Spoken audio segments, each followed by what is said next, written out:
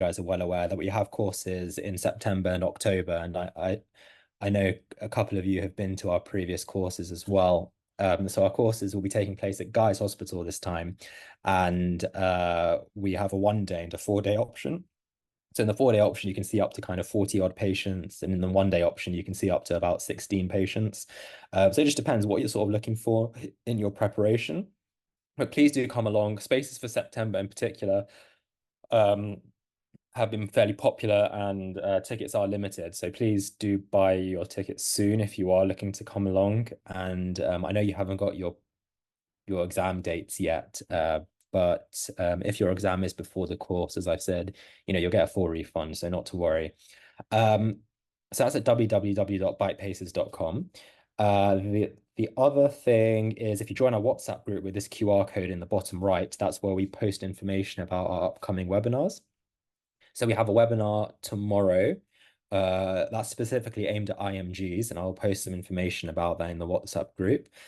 We have another clinical consultation webinar next week and a neurology webinar next week. And those are all free, and you guys are all welcome to attend and share the links. So please sign up to our WhatsApp group where you can find out more about the upcoming webinars. For those of you that attend the webinars, you can use this discount code for our courses. So please do make use of that. And if you have any questions about the course, then you can just drop me a message on the WhatsApp or email me. Here's some feedback from our previous courses. So we get very positive feedback. Someone there passed with 100%. Some great reviews on Google as well. So don't take my word for it.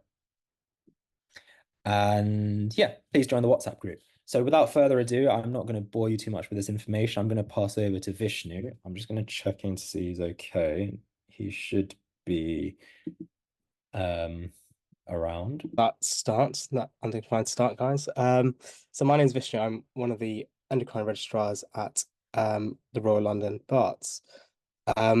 Please do ask as many questions as possible. This is all about trying to get you more confident in clinical consultations. I've I sat paces twice. The first time I was unsuccessful. Then I went on to BitePACES, and I really polished up some of the things that were wrong the first time. So I'll talk you through my experiences as well, and hopefully that will help you sort of realize, well, at least my reflections on how to pass paces, and what things I learnt from the first time and applied in the second time when I was successful. So the session aims will be to introduce what the aim of the clinical consultation is. So as the examiner, they're looking at you and they're trying to work out, can you be my medical registrar? It is that simple. So the standard that you have to show during the exam is, can you be their medical registrar? And hopefully I will demystify the entire station. These consultations do carry the most amount of marks, and we'll go on to that in a second. And hopefully we'll develop an approach to how that you can apply for all sort of stations. I've seen a hand raised. Um, is that a question? No. Okay. Um, do feel free to ask if there is any questions as they come up across. And I'm going to talk to you through the stations that actually came up in my exams and also some of my colleagues' exams. So they are quite common. So hopefully everyone has seen this before.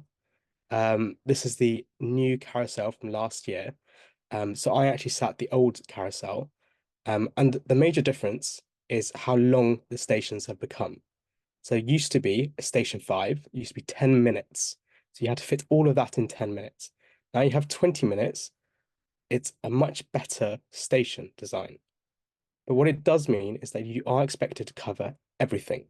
So that is history, clinical exam, and a management plan for that patient. That is of equivalent to what a medical registrar would do on take, in ambulatory care, in STEC, or on the ward. Okay, so those are the 4 possible scenarios that could turn up in your exam. the stations, other stations will be covered across the course. So we're going to focus on station 2 and station 5. It's essentially the same consultation idea, and we're going to talk about the approach. So as I mentioned before, station 2 and station 5, pre-2023, there was an idea of bringing in patients that were spot diagnosis. So I actually had to redo my slides today because I was thinking about it and I thought, actually, a lot of the stations that I wanted to include, being an endocrinologist, probably won't turn up as much because the actual guidance is it's not ideal for them to be spot diagnosis. They're meant to be things that aren't too vague and things that you can work through, things that come on the take, essentially, is what they're saying. And that's what I've changed my slides for. Um, you'll be happy to know that there will still be some endocrinology in this talk. I can't resist it. So what is the clinical consultation? You have 15 minutes in the station. The suggested time I've suggested, this will vary between station and station. So it's something that you have to adapt, but you have to get through the history as quickly as possible. It's a brief, focused history. So you shouldn't be asking all your questions at that moment. You then have about 7 to 8 minutes to examine. And remember, you can always go and ask further questions as you examine. There's no reason why you can't. And then you have 4 minutes, I suggest, to explain the plan to the patient and answer their ideas, concerns, and expectations. Okay, so there is a bit of flexibility. In the real exam, you get a warning at 13 minutes that you only have 2 minutes left. And the last 5 minutes is protected viva time between you and the examiner. I've just brought, and I hope you can all see it. So this is an example scenario for the new PACES station of what that you could present with, what you can be given. So remember, the first thing you need to do, so you have 5 minutes to prepare for these stations, okay? So you have a 5 minute interval to prepare for the station. So they'll give you this outside the door. It'll look very similar. Always remember where you are in the hospital, okay? It's really useful that because it changes the mindset that you're in and the things, the investigations and the urgency and where you're heading, okay? Because that's always the ultimate question. Are you going to admit this patient? Are you going to send the home patient home? How are you going to follow up this patient? What is your plan? When you read through this, so I know you're all reading through it right now, um, just think about as you go through, what's your differential diagnosis? Okay. So some presenter complaints have a pretty small list, and that's helpful. And some have a huge list, okay, and they have lots of systems that you have to weigh through, okay. And then you need to think about what are the key questions that helps me determine which system to focus in, because pretty early on you're going to have to start thinking about examining, okay, because you need to decide what systems, respiratory, cardiovascular, neurology, are you going to examine? And remember, you don't have to do a full cardio exam. You've got to think about what aspects of the cardio exam do I really need to know about. I can see a question in the chat. Can't read, it's blurred and too small print for the scenario. Um, don't worry, I'll zoom in. We're not going to go through this scenario. This is on the PACES website, and you will have the slides. I don't know if that's helped a bit more. So as I'm coming on to this, um, this example is where you have a patient that's presented with a blackout, okay, but completely recovered. They give you the investigations, so they always give you observations. They sometimes give you blood tests. They sometimes give you blood tests without the observation. So it all varies. But that's a similar setup, okay? Now, I don't know if anyone wants to put in the chat what sort of things are going in their mind in terms of differential diagnosis, what systems they're going to examine, and what sort of things you have to think about in the management plan. So I'm going to give you a couple of seconds just to read through it. I hope it's bigger now. I've just zoomed in onto it. And I hope people can read it now. Please put in the comments and chat, so I'll make it bigger if I can.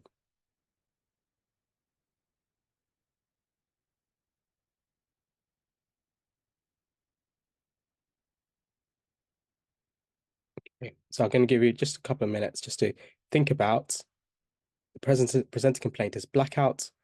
Those are the observations: a respiratory rate of 12, heart rate of 88, and that blood pressure. Excellent. So we've got a few there.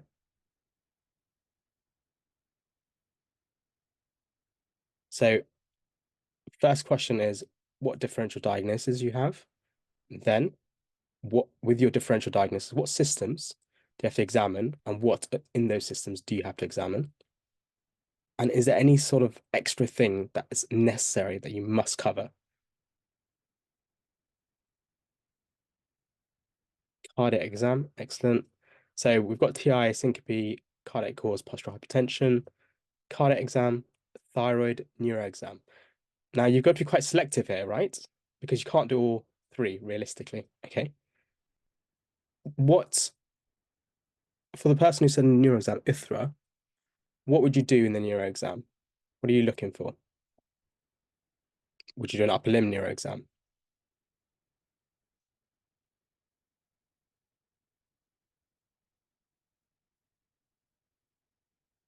I ask you this because if you think about you're going to do a neuro exam, you have to think about why you're doing the neuro exam.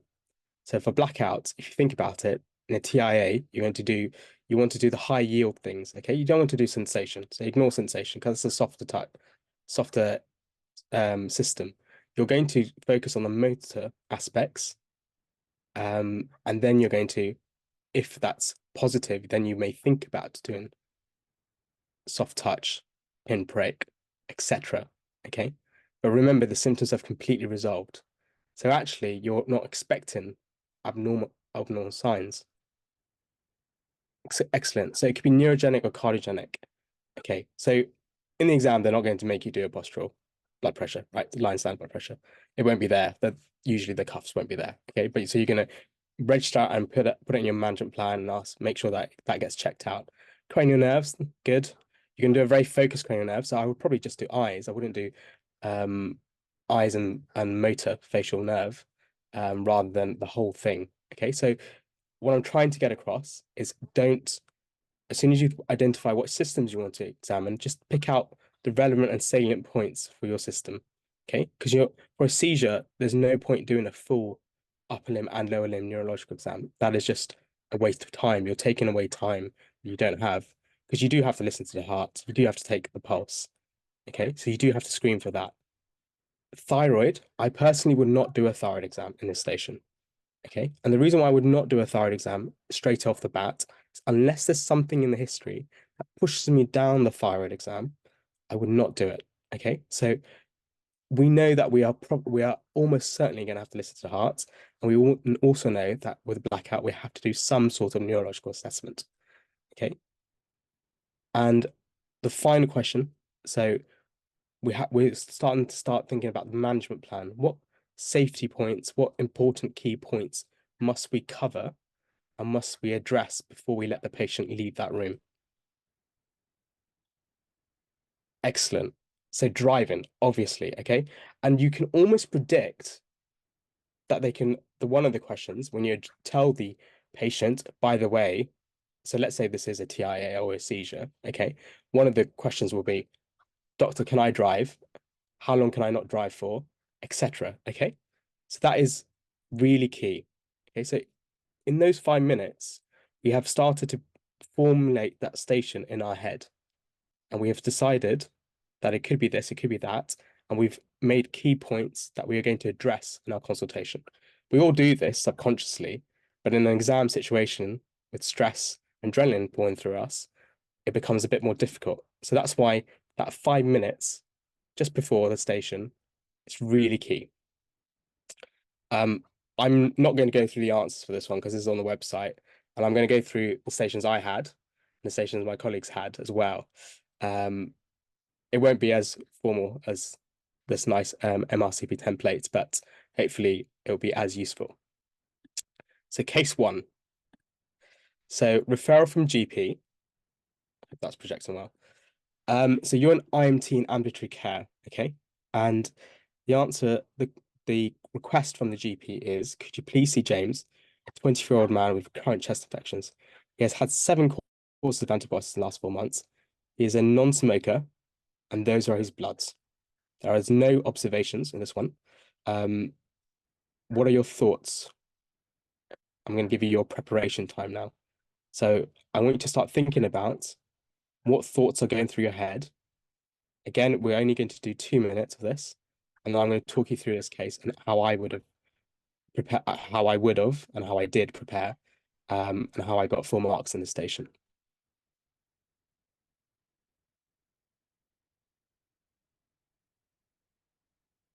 Just put it in the chat if that's easier.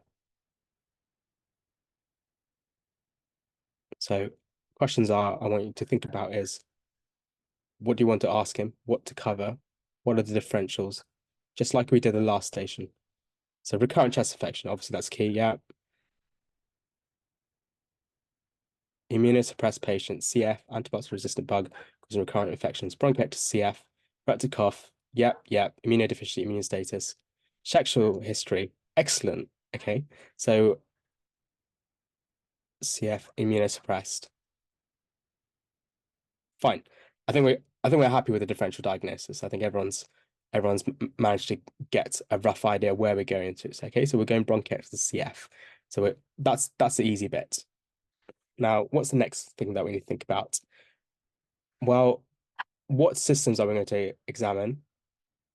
Well, it's going to be respiratory. I'm not going to give anyone any bonus points for that. Any other systems, any other things that we're going to look out for, considering our differential diagnosis that we've been offered here. So we've said CF, immunodeficiencies, and bronchiectasis is what I've got. Abdo exam, RASP, lymphoma, nodes, lymph nodes. Yep.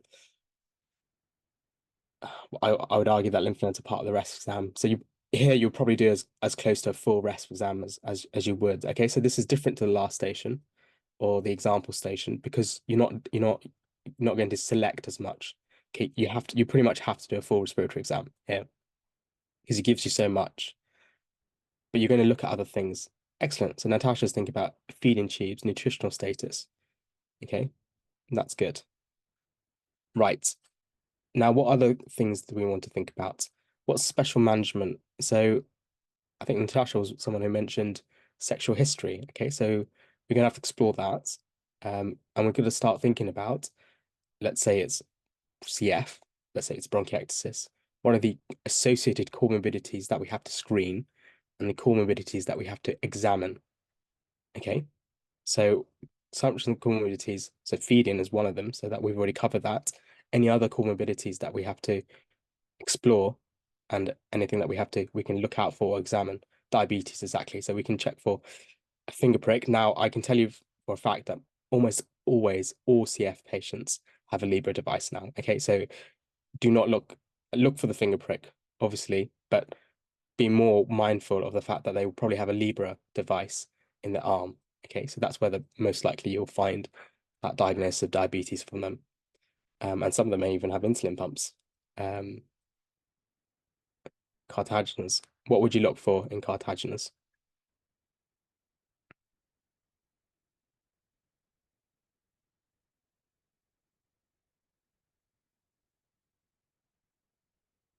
Yeah, so you're looking for dextrocardia basically is the answer. Um, so yeah, excellent. We'll move on for interest of time. So these are the sort of things I wrote down. I'm not sure exactly word with word, but the first thing I always write down is where I am. Okay, so I'm in ambulatory care. So I'm gonna have to make a decision on whether this patient gets admitted versus community follow-up. So one thing we didn't really cover in our little brainstorm is he's got a current infection. He's got a white cell count 30.2 and a CRP of 34. So he obviously needs antibiotics. He might need antibiotics right now. What sort of delivery are we going to give? Is it going to be IV? Is it going to be oral? So we need to think about that because we need to address the current issue. And then we obviously have to ask ourselves, why is he getting so many infections? We've already talked about the differential diagnosis and what the underlying cause could be. And we talked about the examination, which is going to be respiratory. I already know certain parts of the management plan. I already know he's definitely going to get antibiotics. I definitely know that we're going to, some of the investigations that we're going to do. We're going to send off a sputum sample. We're going to exactly. So sputum CS, we'll do a chest X-ray. So we already know some of the answers. So we're already prepared ourselves mentally for the viva, okay? Because we're going to have to present this patient, and then they're going to ask, so what are you going to do for this patient? And then we'll be able to say all of these things. And then we can start thinking about the higher level things. Let's park that for a second and let's go through the case. So I'm just going to present you the case as I took it for the interest of time, because it's difficult to get voice on over Zoom. So James, you, you all know how to take a history, so I'm not going to patronize you and make you take that history. He's always had chest infections since childhood, always had a productive cough, usually yellow sputum, sometimes darker, missed a lot of school, difficult childhood, as I mentioned. No asthma diagnosis, no family history of asthma. That was something important that we should have thought about in our comorbidities. He's a non-smoker, doesn't drink, no recreational drugs. Cocaine, cannabis actually can give you a bronchiectasis picture. So always ask about recreational drugs. And he's married now, and he's been trying for children, but no success.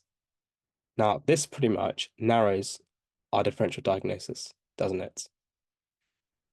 And I think some of us already have mentioned sexual history. So that's why it was really important to ask that question and have that um, in our armory to ask before we went into the station, because that 4 minutes does run by, especially when you're asking all of the immunodeficiency history questions. So we're asking quite specific targeted questions.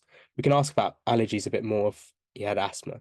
We could have asked a bit more about family history in terms of bronchiectasis, anyone else with CF, etc., etc. But focusing on the fertility has made us narrow down to cystic fibrosis as a diagnosis. Now, the examination, oh, it's not projecting well at all. Oh, it's not projecting well. Sorry about this, guys. So the examination, so what I will warn you is that on the day, so these patients have all been diagnosed, right? They are telling you their history as if they were not diagnosed. They're telling you their history when they were first initially presented to hospital, okay?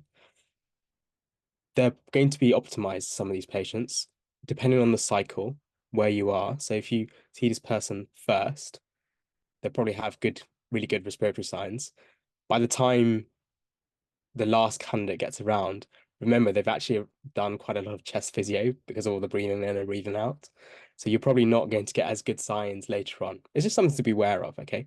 So don't completely throw away your diagnosis or your differential list if it doesn't 100% match or you're not getting classic crackles, okay? But just something to think about how they're probably, strict with their regimen of clearing their mucus, and also as the examination goes, there's a difference. So this patient has lots of classical features. They've got clubbed fingers, they're thin, they've got bilateral coarse crackles, and it changes when you ask them to cough. It's a bit of a wheeze. Now, the most common sign that you'll probably find in a CF patient nowadays is probably a porta cath. Okay, so a porta cath is usually in the chest. It's basically a well of blood, and it lets because CF patients are so difficult to cannulate, and they always need another course of antibiotics. It gives you an access that you can needle, and you can give them courses of antibiotics, prolonged course of antibiotics, sometimes 2 weeks at a time. So, and you can also take blood from it. So that's a thing that CF patients tend to have quite a lot. Peg tubes and Hickman tubes, obviously it's possible that they have them, but it's less and less common now because obviously there's been advancement in CF management. So you do the exam, and remember, you're going to go to the patient and you're going to explain what your plan is. Okay. So this is the moment when they will always ask you some questions. So they'll ask you questions like, why am I getting lots of chest infections? And they may even ask you, can I ever conceive? So here's how I answered this question. So we talked about his family history. He had no family history of cystic fibrosis that he knew about. We talked about whether anyone in his family had recurrent chest infections. He recalled a grandfather. And we talked about how cystic fibrosis is a condition that can be passed on. So it turns into a breaking bad news. That's why you need more time, by the way. The 4 minutes may not be enough, but as you can see, we've prepared ourselves with our outside without those 5 minutes to entertain that we may need longer than 4 minutes to just answer simple questions. So we talk about cystic fibrosis. We talk about how recently has changed. There's lots of advancement, but he's got a faulty gene, and he's not able to clear his mucus, and that he will need some specialist input and a lot of management. In terms of can I ever conceive, does anyone know what the answer is for a cystic fibrosis patient? I've got two questions actually. So what's the answer for can he ever conceive? He's autosomal recessive. And what about a carrier? So someone who has one copy of the gene. Does anyone know the answer? Yes, he can. Okay, how?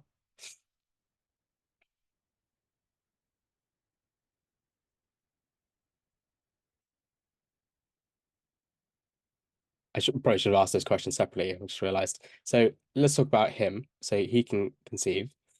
And how?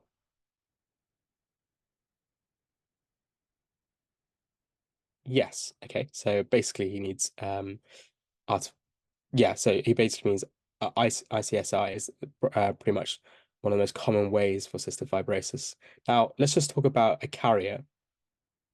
Do they have decreased fertility? Okay, so we're talking about someone who has one allele.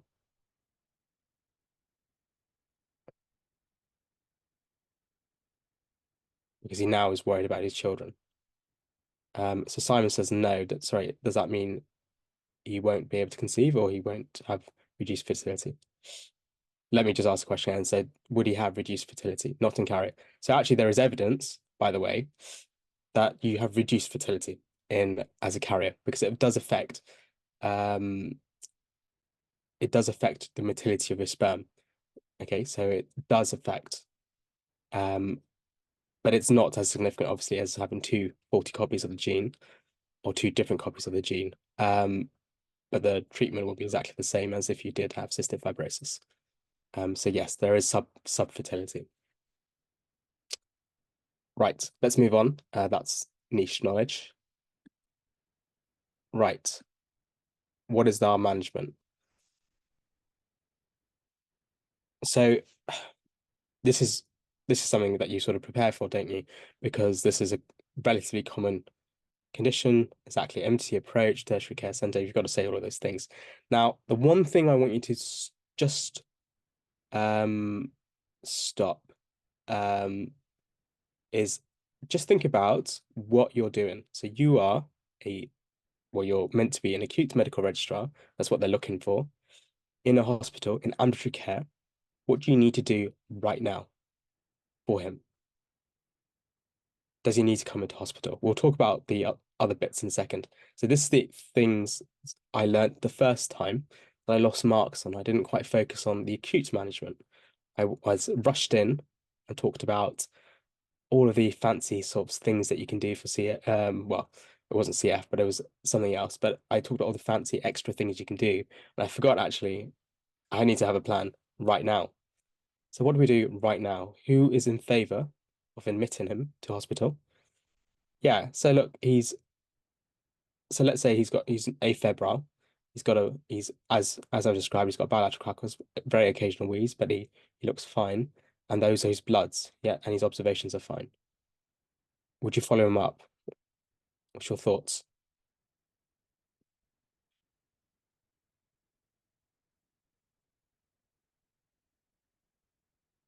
And how would your follow-up be? Discharge with respiratory referral. Okay. What I was looking for is also probably give him a course of antibiotics as well. Okay. There's a very, very low threshold with antibiotics because of it's they're not clearing their sputum or mucus, right? He's got symptoms and he probably is going to head into another thing, another widespread infection, and you'll safety net him as well. So those are the key words to mention. So you say acutely, that's what I do. Longer term, I'm just reading through the list.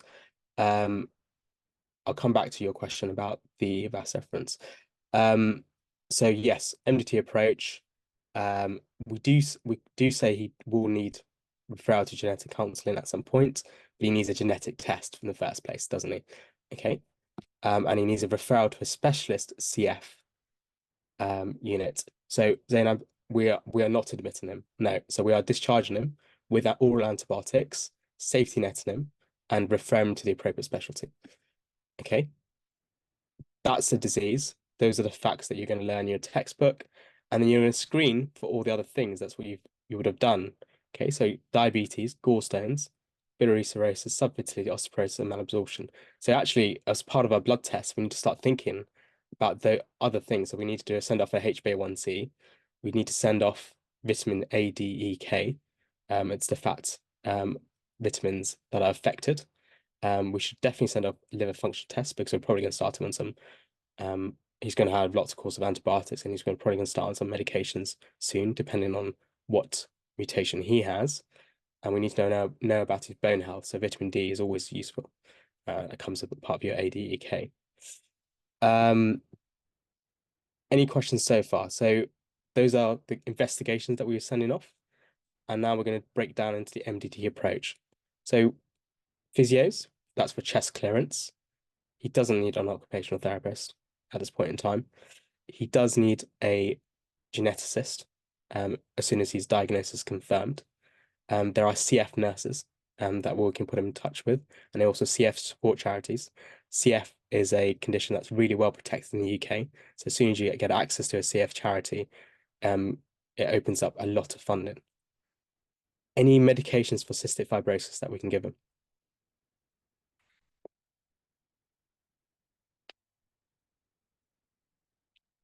Carbocisteine, yeah, okay. Evacaftor, prophylactic antibiotics. So prophylactic antibiotics is a specific decision that will be made by a CF consultant, and it'll be dependent on what they grow. Who can have Evacaftor? Does everyone know what Evacaftor is? Yes, which vax, and also he needs flu vaccination. Excellent point. So he needs all of that. Let's stick with the Evacaftor. Yes, and who gets it? It's a CF3 modulator. Who gets it? So I'm telling you the answer now. So what organisms are common in CF? Pseudomonas is the one to remember. If someone has Burkholderia capacia, what does that signify? So that's a Viva question. What does that signify? What does that mean? How does that change your approach, your management? Excellent. So not for lung transplant. And actually, that patient cannot mix and match with any other cystic fibrosis patient. So not only are they in a different room, they're in a different ward. That's the rule in a CF center. So they have to come to appointments separately on a different day. They're not allowed to see other patients with CF. And then if they ever need to go into hospital for intravenous antibiotics, they're not allowed to be even in the same ward as other cystic fibrosis patients that have other bugs such as Pseudomonas or whatever they have. Okay, so that's a huge, huge game changer. And it's a terrible prognosis. It's called capacious syndrome. So they suddenly just lose their lung functions, and that's why they're not a candidate for lung transplant. So that's a huge change in their life. In a positive manner, the prognosis for cystic fibrosis has changed massively over the last 5 to 10 years because of Kaftrio. Kaftrio has meant people are living in their 50s to 60s with good lung function tests. There's even evidence that lung function recover with Kaftrio. That's only if you have a pretty common, but if you have that mutation. If you don't, you're not eligible for Kaftrio. Okay. So prognosis depends purely on what sort of mutation or variant that you have. We've talked a bit about how do you manage CF already. Any questions on that? So this is what I got when I passed PACES, and that's the 5 questions they asked me. And That's how the station sort of went. I did say I was going to come back to that Bass deference questions. Let's just see what that says. Do both carriers and people with both recessive have no Bass deference, by the way? No. So it's basically people with recessive have no Bass deference. Carriers, it's either an incomplete Bass deference at sometimes, or it's just poor motility of sperm. Okay, so it's actually mainly sperm motility. So there's not necessarily exactly the same thing. So it's slightly different. But subfertility is noticed in both groups, obviously more significant if you've got two bad copies. Any other questions at all?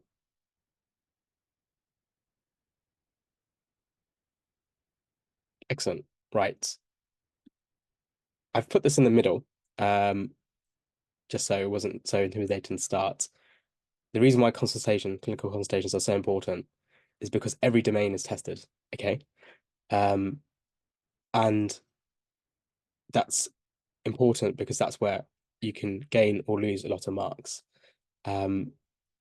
Most people won't have any difficulty with clinical communication, showing empathy, etc. And managing patient concerns and welfare will be domains that people will score highly on. The things where people lose marks on always are identifying physical signs. So that may be not thinking of a sign to actually examine. So my first time when I didn't pass paces, I lost 1 mark, and it was based on one thing that I didn't examine on ankylosing spondylitis. Um, and that was I didn't examine the heart because the patient told me he had aortic stenosis. But if I examined, I could have said, I've examined for aortic stenosis. Okay. So always pick up every single associated sign for the exam. So identifying physical signs and obviously differential diagnosis or clinical judgment. So those are the three main domains that we need to think about. And actually, if you think about it, those are the main domains that separates SHOs and medical registrars, because that's what your consultant wants. I'm going to move on to station 2. I don't know if any of you have held the phone, but this is quite a common one. Referral from ED consultant. So this is what something that one of my colleagues got, and he told me about it straight away. So you're an IMT in the emergency department. It's a different scenario. I've sort of written it the same way, but it won't be like that obviously in real life. Could you please see Stephen, 37-year-old with uncontrolled hypertension on melodipine, ramipril, bisoprolol. Blood pressure is 220 over 120. I'm going to read out the bloods because they may have moved down the screen. But he's got a sodium of 132, a potassium of 3.8, a urea of 8.4, a creatinine of 102, a HB of 145, and a white cell count of 8.7. Other bloods are pending, and we only have those observations so far. Thoughts. So remember, we've got our preparation time. So we've got 2 minutes in our preparation time. What do we want to do? What questions are running through our head? So remember, the first question always should be, so we're in the emergency department. Where is this heading?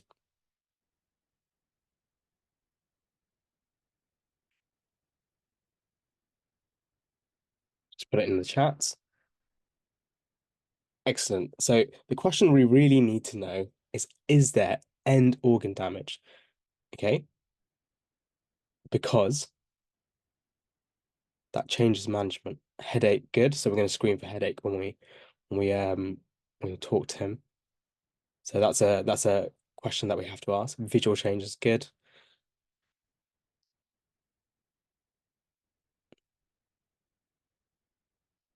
So I guess what I'm ultimately asking you is, where do you think someone with a blood pressure of 220 goes? Okay, so I know it depends on his urine dipstick and visual changes, but there's only 2 places, isn't there, really? Okay, so we either give him more blood pressure tablets if there's no end organ damage, or we have to put him on an infusion if there is end organ damage. Okay, those are the only possibilities, really. Okay, so it's a pretty extreme opposite. Okay, now the next question is, why does he have high blood pressure of that high? Yes, compliance. We need to work out is he compliant or not. So we'll pester him and make sure that he's been taking those tablets. What else? Family history, yep. We'll ask him about that. So I want you to start thinking about differentials. So sweating, comorbidities. Yep, essential hypertension, PKD, FeO. Secondary causes, fine. So he's under 40. So as soon as you saw the station, you knew this is a station on secondary causes of hypertension. Okay. So he should have been already screened for those if he hasn't. Okay, so now we need to start thinking about secondary causes of hypertension. And that means that we need to bring up that list and we'll have to run through that list and ask pertinent questions that differentiates those causes. Now, you're all probably thinking about this as secondary causes, but I'm going to move on and I'm going to ask you, what system are we going to examine? Hyponatremia, sorry, I don't understand the question. I'm sure Zainab will tell us. So what systems are we going to examine? You already told me that couple of systems. Yeah, so it is borderline hyponatremia in the case. The sodium is 132. Normal range is 135 to 145. Cardiovascular eyes, phonoscopy, abdomen. Excellent. Okay. Visual fields. Good. And if we thought about a headache, we may think about doing a brief neuro exam if there's, subarachnoid hemorrhage, etc. If there's any evidence of him having a stroke at all with that high blood pressure. But it's unlikely. That we're going to put that down later on. Okay. Anything else that we'd want to examine? So to be honest with you, this is going to be a bit of a spot diagnosis. Okay, so when you walk in, you'll start thinking about, oh, I need to examine this, I need to examine that. And you'll start thinking about other associated features. Okay. Mouth, sorry, I'm not sure exactly what you're getting at. Fundus, yes, we're going to examine the eyes. We'll come back to quick endo exam for cushions. Fine. So now we're thinking about a focused exam for a condition. Let me just tell you how I sort of prepared for it. So, as I said, in ED, where we're heading with this, is this guy looks like he's going to come in and he's going to might be on a labetalol infusion if he's or a GTN infusion, depending on your trust. Depending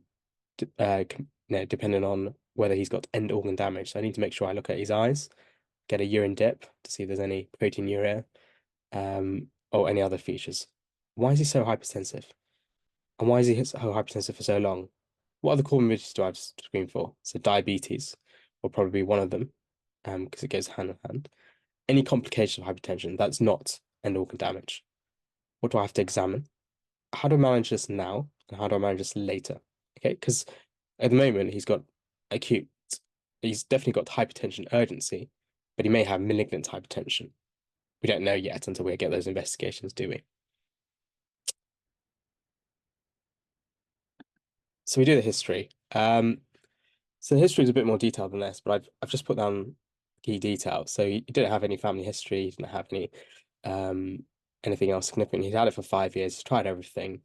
He works in the city as a banker, so he's a bit more stressed. He feels weak, sorry, that was a typo, and he's got polyuria. This is quite key. So sometimes a really important question for Cushing's.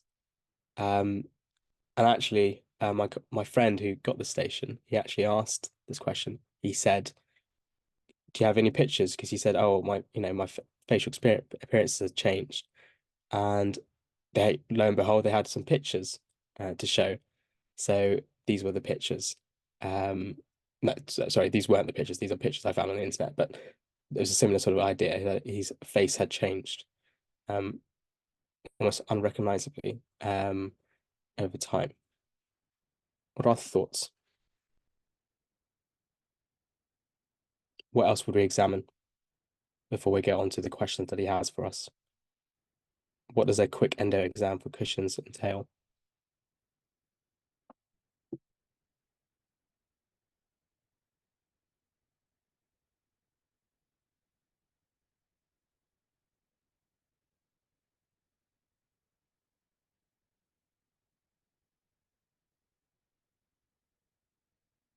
Yeah, so be careful in the exam, how you phrase things.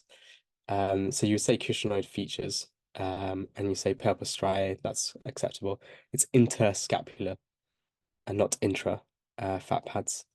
And you just what you look at is their face, actually. Okay, so I know there's a lot of talk about centripetal obesity, but that is actually the most common type of obesity in all conditions, in simple obesity, etc., etc. Okay, but you look at their face and see if the really classical Cushing's patients, it's have their faces as if someone's pumped it up like a balloon. Okay, so as if someone's pumped their face up.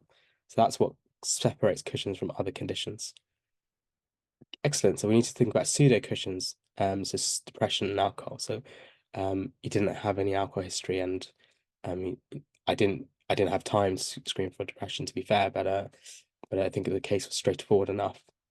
And we look for scars as well, so easy bruising, and neck. So I'm surprised we didn't talk about thyroid at all in our differentials.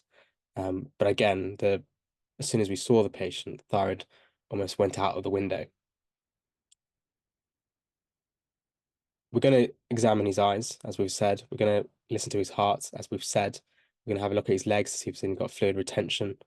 And we're going to make sure we ask for a urine dip later on to look for end organ damage, as well as our Cushing's exam. We've asked him about headache, and we can ask him about those things, but I wouldn't do a neuro exam unless there was anything other specific to look for. So his questions will probably be, why is my blood pressure so high? He wants to know the management plan, so he wants to know how you investigate it. And my friend got asked, is this serious, and could I die from this? So what do we tell him? Why is your blood pressure so high? Well, your blood pressure is so high is because we think you're producing too much of a hormone called cortisol. We need to do a few more tests to investigate that. What test would we give him initially? What would be a good way of diagnosing or excluding Cushing's?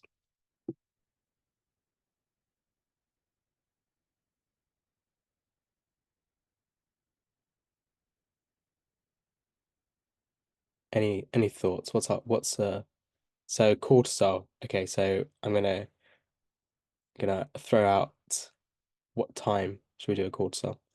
So everyone says dexamethasone suppression. What type of dexamethasone suppression? Someone said low dose. So I wouldn't do low dose as your first test. We can do a 24-hour urine cortisol.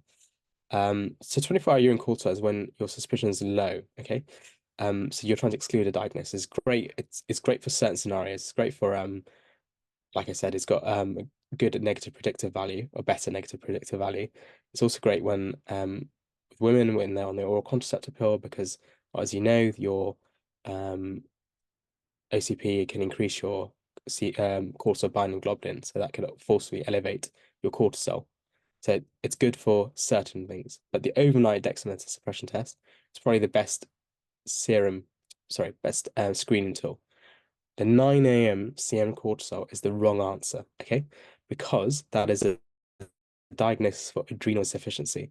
We do not test that in Cushing's syndrome, okay? Because this is excess cortisol.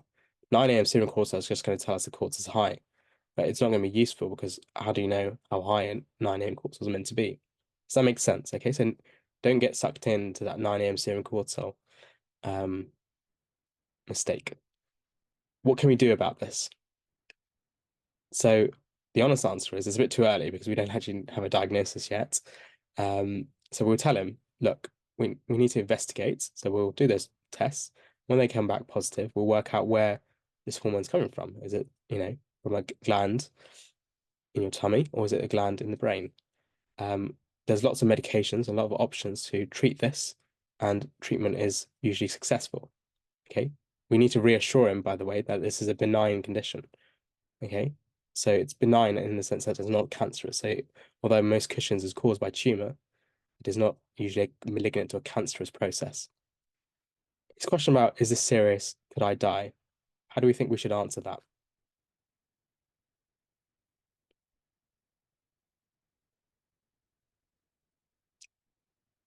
What should we tell him?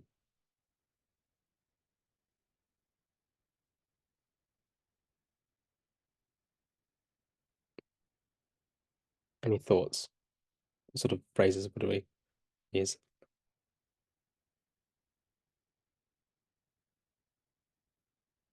So I think the key here, by the way, is to refocus the discussion. So it is, yes, so reassurance in some way. So it is important to get on top of it, on top of this condition, because his blood pressure can lead to strokes. It can cause problems, can't it? We need to tell him that. We need to make sure he understands that. But as as I've just seen on the notes, with appropriate management, we can treat the condition completely.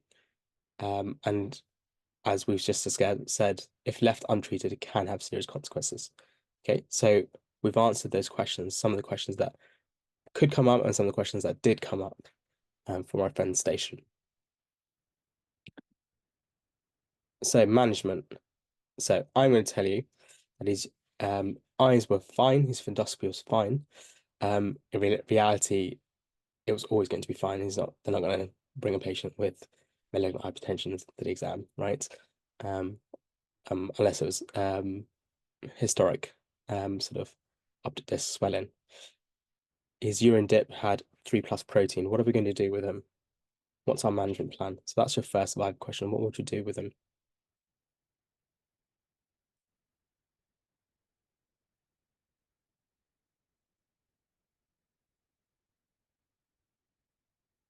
Admit, yeah, good. So, so basically, the examiner's already gone, let's tick that box of this person is a safe medical reg. And then where does the patient go? Yep, so IV Libido, where does the patient go? That's the key question I want answered. Yeah, so most hospitals, most trusts across the country, you can't give labetalol on a ward. You can sometimes get away with GTN, but you certainly can't get away with labetalol on wards. So they probably will end up going to HDU or ITU, depending on where you work. So that's important to say that in the station. So you say, look, this gentleman has end organ damage, has malignant hypertension, he needs a labetalol infusion, and he must be in a high acuity setting, such as HDU or ITU. Okay, so that's the initial management. Okay, and we need to keep his blood pressure, slowly reduce his blood pressure. We can't drop his blood pressure quickly, because that can also cause issues, ischemia itself. Fine. His underlying cause, we think, is an endocrinological problem. So we're going to refer to them, obviously. That goes without saying. And we're going to start some investigations for Cushing's. Okay, so we already talked about the overnight dexamethasone suppression test. So my Viva questions to you would be, what if the overnight dexamethasone suppression test came back as positive, i.e. not suppressed, and the low dose dexamethasone suppression test came back positive? What are your next steps in investigations and management? ACTH levels? Yeah.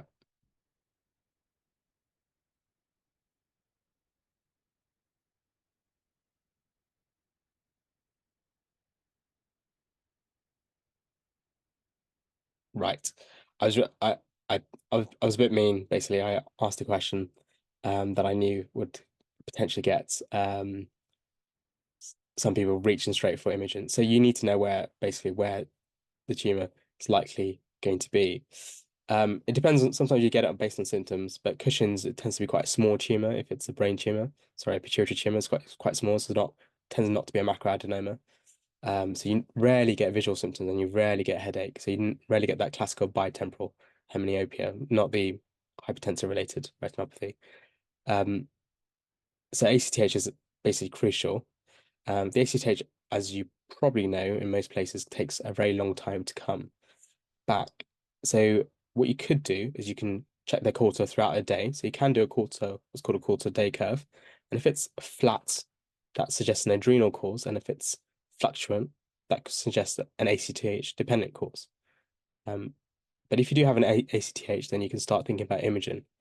Now, no one pretty much across the country does high dose suppression tests anymore because doing an MRI pituitary, which is what you should say, is more sensitive. So you probably reach for an MRI pituitary first, and then if that's doesn't yield anything, then you may go for an MRI adrenals. CT abdomen is probably no longer used as when we've got access to MRIs. CT adrenals itself is also quite good, but yeah, so be quite specific in your test. And what would be the management? So let's say we've found he has a pituitary tumor. What are our management options?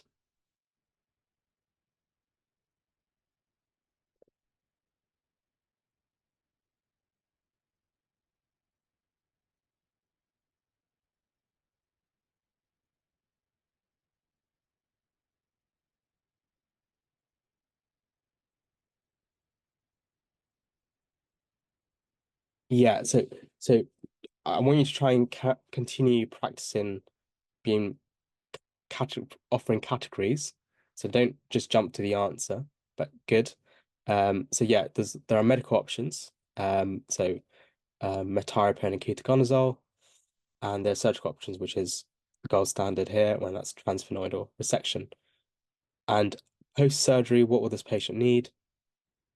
These are bonus points, by the way. That like once you start saying these points, then the examiner knows, yep, steroids and therefore a excellent a steroid alert card. Okay, so if you see them with a steroid alert card, they may have already had their treatment. Okay, so they may have been post. And another patient could have come with post TSS. Excellent bone protection as well, really good. And counseling to look for sick day rules um and the effects of using steroids for too long. We'll also have to screen for the other complications, cushions, won't we? We'll have to screen for diabetes, so we'll make sure their diabetes health is okay. And also for muscle weakness as well. So if they've got myopathy, it takes a while to return back. Any questions on what was my friend station who got the diagnosis pretty early just by looking at the patients. The cheeks were sort of flushed as well, and they were literally waiting for surgery, it seems. And those were the sort of Viva questions he got.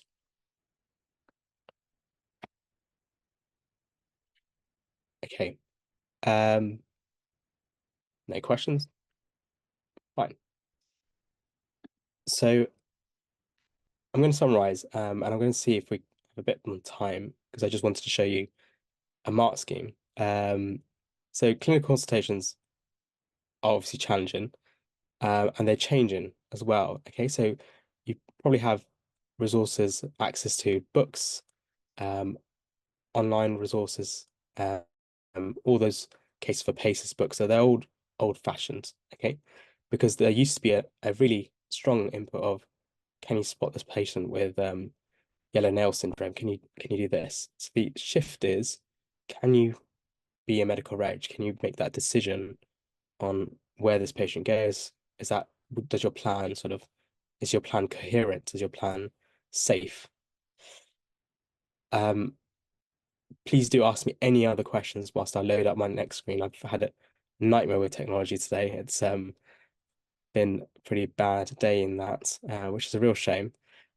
Whilst I load up the other screen, I'm just going to introduce some of the upcoming courses. That's a link, the QR code to the WhatsApp group, QR code to PACES course on the top right, and also links to other courses. And whilst you do that, I'm going to just try and find a mark scheme just to show you what I had when I had my PACES the first time. And I just wanted to show you how it's sort of assessed, or was assessed. So give me a second, but I'll just leave that on for the time being. And please do ask any questions. I'll still have a look at the chat as we go along.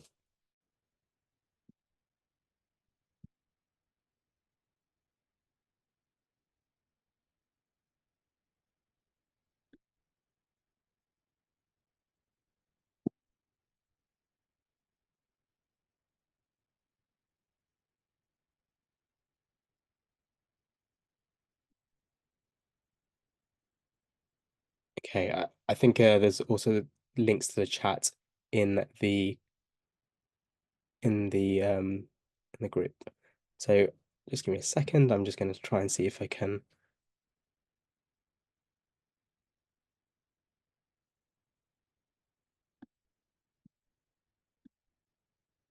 Right.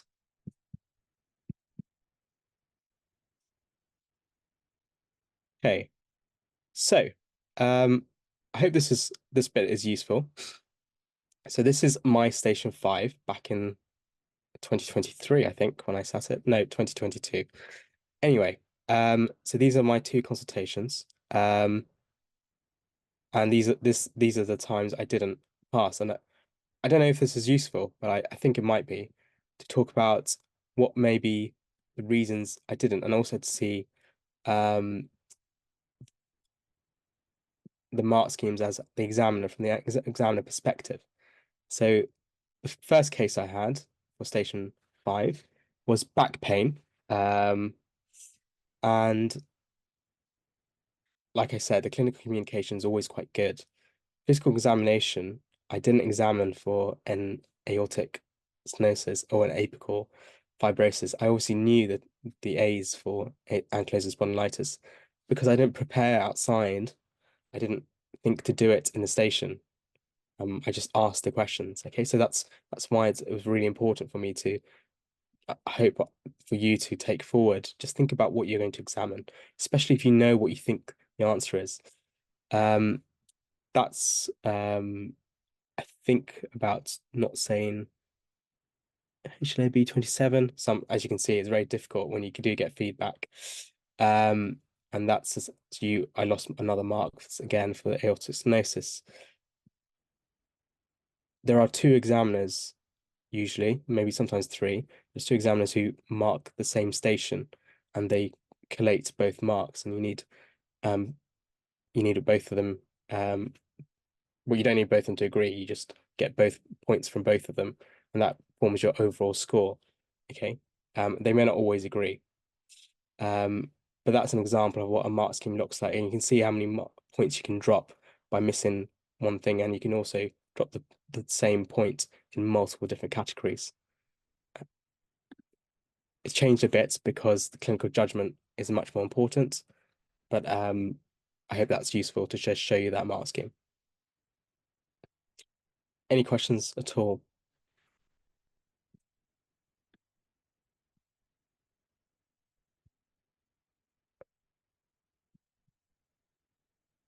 All right. I'll stick around. I'll hang around. Please do sign up for the course. Join the WhatsApp group. I'll be on there and I'll answer any other questions if anyone has them on the group from the webinar. I hope it really was useful. I'm sorry again for the technology. It'd be great if it was on the full screen. And yeah, have a rest of a really good evening for the rest of the evening. And thanks for joining us at this time. Cherry asked, where did you have your exam first time, second time? Yeah, so first time I had it at Frimley, second time I had it at in London. What's it called? Central Middlesex. Um, that's helpful. Thank you so much. Okay. Um,